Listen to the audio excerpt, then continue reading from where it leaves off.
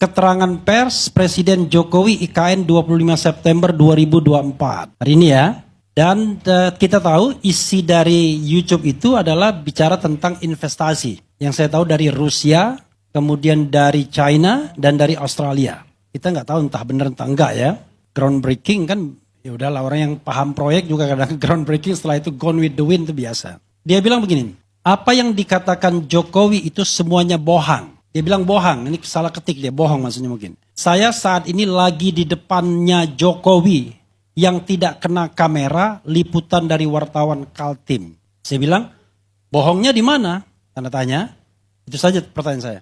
Mengenai investor, nyatanya sampai saat ini proyeknya IKN bulan Desember nanti semua kontraktor BUMN selesai kontraknya. Sudah ada beberapa gedung yang mestinya sampai bulan Desember, tapi sudah gulung tikar. Pekerjanya sudah didemobilisasi. Artinya sudah dipulangkan ke daerah mereka masing-masing. Saya hanya menyampaikan saja dan saya tentu tidak bisa mengatakan namanya siapa. Tapi yang jelas dia adalah seorang pekerja di sana yang memang sehari-hari ada di sana. Dia juga spill ke saya soal kenapa Jokowi tidak betah di sana. Henry Satrio nggak tahu jawabannya kan? Nggak ada tukang cukur. Oke, ini tanggal 31 Juli dia spill ke saya. Jokowi pulang dari IKN kemarin 30 Juli 2024. Dia tidak betah di kantornya sendiri dan istananya. Utilitas yang ada di Kanpres itu kantor presiden maksudnya, seperti air yang dibawa dari luar untuk mengisi tangki yang ada di atas gedung.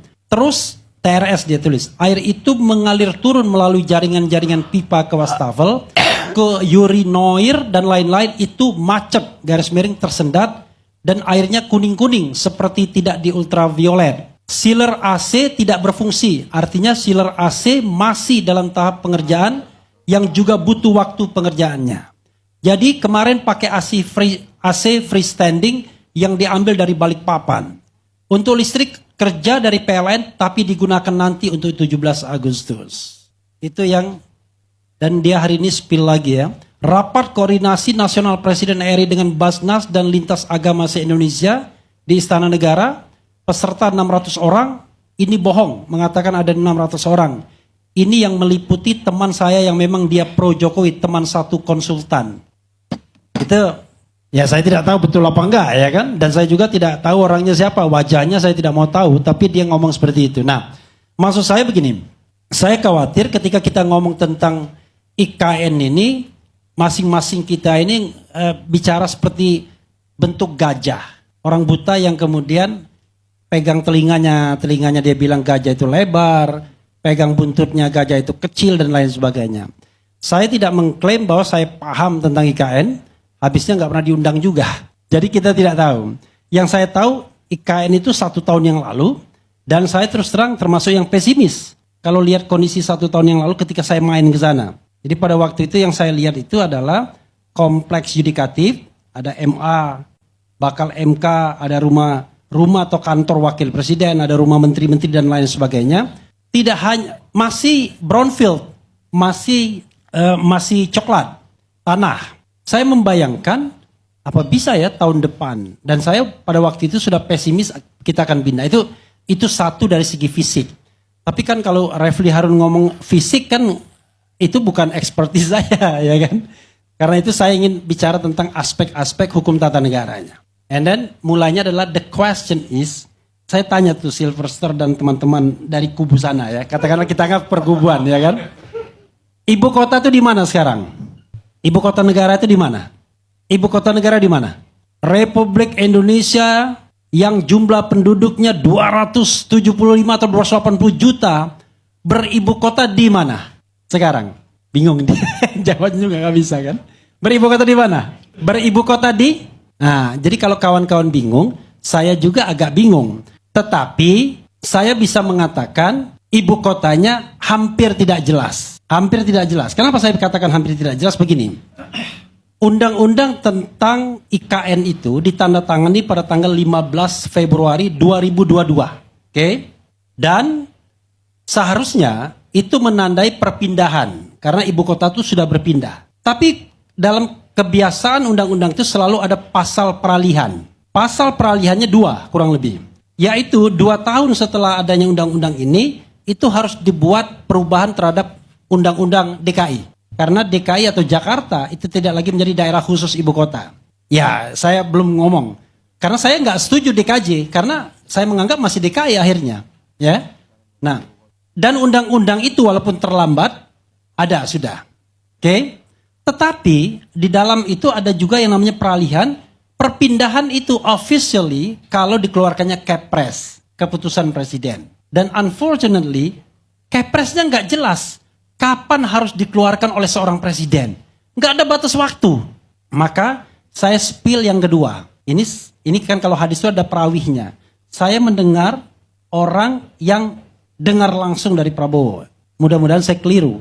Kalau dia ngomong nggak benar berarti saya salah. Tapi kan kita nggak bisa cek langsung.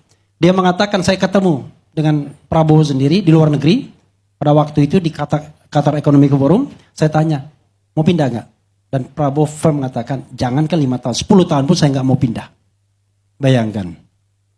Itu yang dia dapatkan langsung dari Prabowo. Nah, politik itu kawan-kawan semua, panggung depan dan panggung belakang.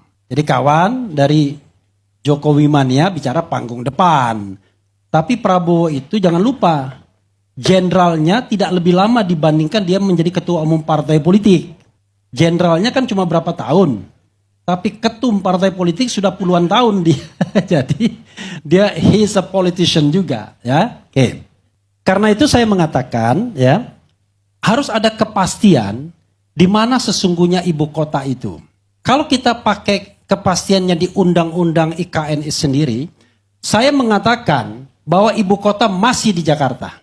Oke? Tapi kalau saya menggunakan undang-undang DKJ, sudah tidak di Jakarta. Maka nanti Prabowo bingung, saya harus dilantik di mana? Karena ada beberapa ketentuan di dalam konstitusi dan dalam undang-undang, segala sesuatunya harus di ibu kota negara.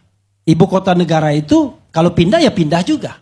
Sekarang pertanyaannya, 20 Oktober nanti, menurut Silverster dan teman-teman sana, Prabowo sebaiknya dilantik di mana? Ya, itu saya sepakat ya mengenai. Oke, datang kembali lagi di channel GR 2045. Salam inspirasi, salam NKRI, harga mati.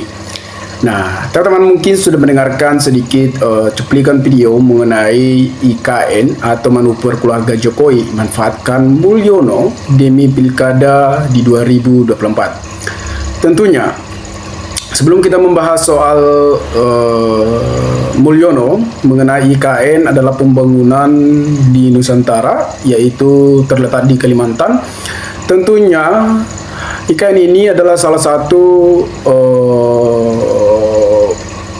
proyek yang sangat besar yang seharusnya sudah siap di 2024 yang akan ditempati Presiden terpilih yaitu Prabowo Subianto dan Wakil Gibran Raka Buming Raka, putra sulung Pak Joko Widodo.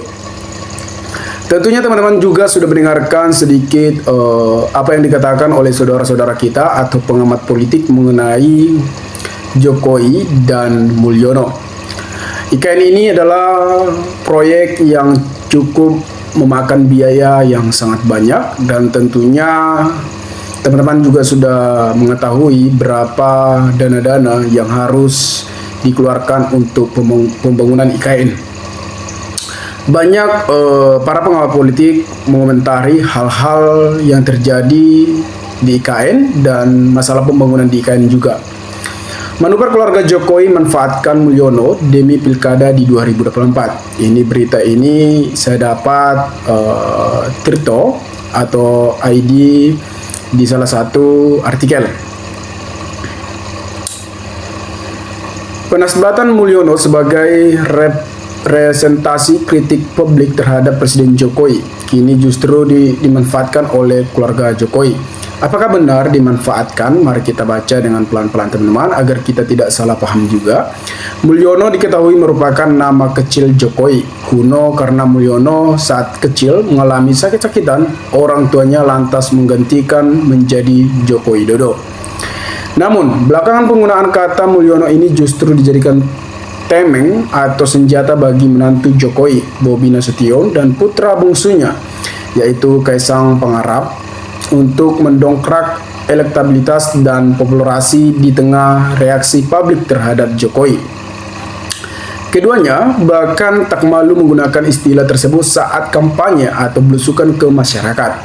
Bobi Nasution misalnya menggunakan istilah Mulyono saat menghadiri kampanye sebagai calon gubernur Sumatera Utara di Kecamatan Banteng Kankola, Kabupaten Tapanuli Selatan, Tapsel pada Sabtu 28 September di 2024. Bobi awalnya mengajak sang istri, Kahiyang atau yang disebut Ayu, naik ke atas panggung. Bobi kemudian memperkenalkan Kahiyang di depan para pendukungnya dengan cara tidak biasa. Ini ibu yang bernama Ibu Kahiyang atau Ayu Siregar. Nah, ini orangnya, inilah anaknya Jokowi. Anaknya yang kalau sekarang orang bilang kami ini ada anak menantu Mulyono, orang bilang sekarang ucapan Bobi. Sebelumnya, aksi Kaisang Pangarap juga sempat menghebohkan publik di tengah banyaknya kritik kepada Jokowi. Ketua Umum Partai Solidaritas Indonesia atau yang disebut PSI itu justru mengenakan rompi berkelir hitam dengan bertulisan Putra Mulyono dengan gambaran silut wajah Jokowi saat mengunjungi kampanye barat Desa Daru, Jambi Tenggara, Banten, Selasa 24 September di 2024. Tiru asam sulfat dan Samsul Gibran. Nah, mengenai asam sulfat atau yang disebut juga akun pupupat yang beredar di media sosial mengenai dugaan-dugaan masyarakat apakah itu akun pupupat tersebut adalah milik Gibran. Banyak disisukan, bukan hanya Jokowi saja, tetapi akun pupupat juga masih dipermasalahkan di media sosial. Karena akun pupupat ini adalah menyerang Prabowo Subianto pada pilpres-pilpres sebelumnya. Dan saat ini banyak isu-isu ketika akun tersebut adalah milik Gibran, apakah Gibran akan dibatalkan? Analisis politik dari Institute for Security and Strategy Studi ISIS, Mustafa Romundin melihat apa yang dilakukan oleh Bobi dan Kaisang ini adalah bentuk strategi konten kreator yang disebut Rintignfaven. Strategi ini dilakukan untuk terus diperbincangkan dan meningkatkan popularitas. Caranya dengan mengatakan isu atau tren yang sedang banyak dibahas, kata Muspi kepada Trito Senin 30 September 2024. Muspi mengatakan strategi ini sebelumnya sudah dipergunakan oleh Gibran Rakabuming Raka saat pemilihan presiden Pilpres di 2024. Ejekan asam sulfat dan pemanggilan Samsul saat itu justru digunakan sebagai konten media sosial Gibran dan bahkan dibuatnya lagunya. Saya kira ini adalah pendekatan yang baru sebelum politis dan kandidat resenten terhadap ejekan netizen. Sekarang justru ejekan itu digunakan untuk meningkatkan popularitas, kata Muspa. Nah, teman-teman, kalau kita lihat memang antara ejekan-ejekan yang terjadi saat ini, saya juga bingung mengenai asam sulfat, bahkan dijadikan sebagai alat penarik perhatian warganet. Apalagi asam sulfat, akun pupat, banyak sekali teman-teman. Karena mereka ini juga aktif di media sosial, bukan hanya aktif di dunia politik, tetapi juga sebagai konten kreator, apalagi Kaisang Pangarap. Teman-teman, kalau kita lihat memang di masa jabatan Pak Jokowi dan tidak lama lagi akan dilanjutkan oleh Prabowo Subianto dan melanjutkan IKN pembangunan di Nusantara, teman-teman. Jadi tidak heran lagi banyak penyerangan atau komentar positif terhadap keluarga Gibran. Banyak juga komentar mengenai kekeluargaan Gibran. Jadi tidak masalah lagi, teman-teman. Teman-teman, mungkin juga memahamilah apa yang terjadi di dunia politik sekarang ini, apalagi di negara kita ini banyak keadilan yang tidak sesuai yang kita harapkan, yang tidak seharusnya terjadi, banyak, teman-teman. Mungkin kerja keras upah narasi negatif positif, peneliti pengumpulan untuk pemilu dan demokrasi Analisis Alfa mengatakan dalam kasus Bobi dan Kaisang, penggunaan nama Mulyo yang awalnya merupakan ledekan kepada Jokowi bisa dianggap sebagai strategi manipulatif untuk menciptakan citra masyarakat. Tentunya Saya tidak pernah mengejek Jokowi, tapi saya sangat merindukan kepemimpinan Pak Jokowi.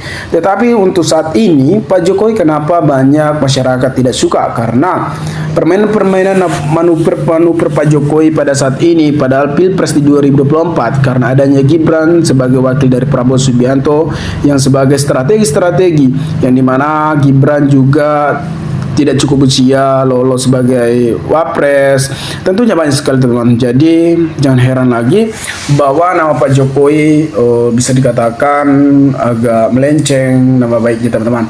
Jadi teman-teman, mungkin ini yang bisa saya sampaikan, mungkin teman-teman juga sudah memahami, dan jika ada komentar teman-teman atau tanggapan teman-teman, maka berikanlah tanggapan teman-teman di kolom komentar agar kita bisa saling tukar pikiran satu antara lain. Salam inspirasi, salam NKRI, GR 2045 melaporkan.